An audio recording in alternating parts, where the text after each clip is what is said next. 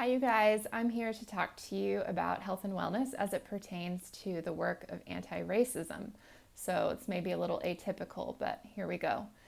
If you don't know, anti-racism is an active measure. It's a series of actions over an extended period of time to learn not only about racism and oppression in the United States, but to take action to dismantle white supremacy through policy change. It's external, it's also internal. It's about your own learning and unlearning and fighting those implicit biases that we all have and we're all born into. So I started a conversation series a few weeks ago about anti-racism and allyship, and if you want to be a part of that, please let me know. We'll be discussing all of those things and working together to take meaningful action to affect change.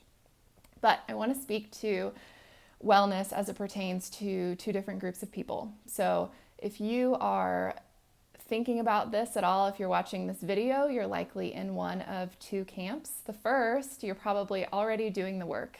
Maybe you're in my group, maybe you're having these conversations with your family, maybe you're involved in the political sphere, and I would guess that at some point along your journey you have been burnt out. Maybe you're weary right now and you don't want to continue because it's really hard.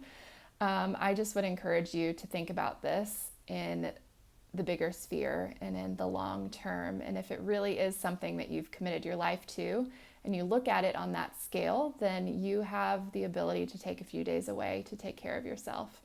And maybe that's a week of self-care, maybe it's a day here and there. Turn off the news, turn off your Instagram, do some yoga, do some journaling, whatever it is that heals your soul and your spirit. Do that too, because only then when you take care of yourself and really invest in your mental and physical well-being can you continue to do the work. And we need the work to be sustainable because our Black brothers and sisters, our Black friends and families, their lives depend on it. So have some grace with yourself, take some time for yourself, but don't let that keep you from jumping back in when you're ready to continue the fight. The other group of people likely want to do the work, but are so overwhelmed by all of the options and resources available to them that they feel paralyzed and don't know where to start. I see you. I have been you. That sort of inaction can make you feel helpless and hopeless. And the reality about hopelessness is that it leads to stress, which then leads to physical damage as well. And it can affect your immune system, it can affect your gut health, it can affect your blood pressure. So we need to find a way to combat that. And I would say, this may seem obvious, but taking action is actually the number one way to fight hopelessness. So I am going to provide you with some resources in the email accompanying this video that will help you get started. And they should be really tangible things. I'll provide you with one book and one documentary and a podcast and some phone numbers and email addresses to help fight for justice for people like Breonna Taylor and Elijah McClain.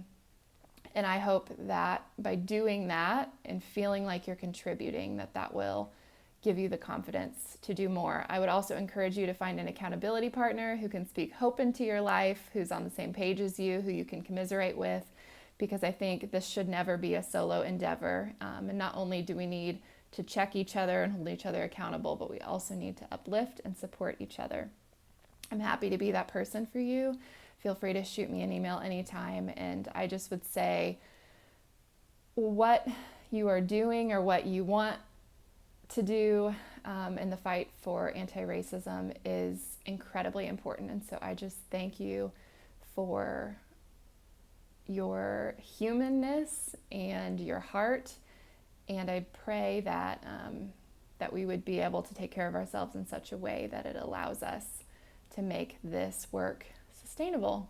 So have a wonderful week. I really hope to see some of your faces very soon. And yes, just thank you. Thank you for all that you're doing.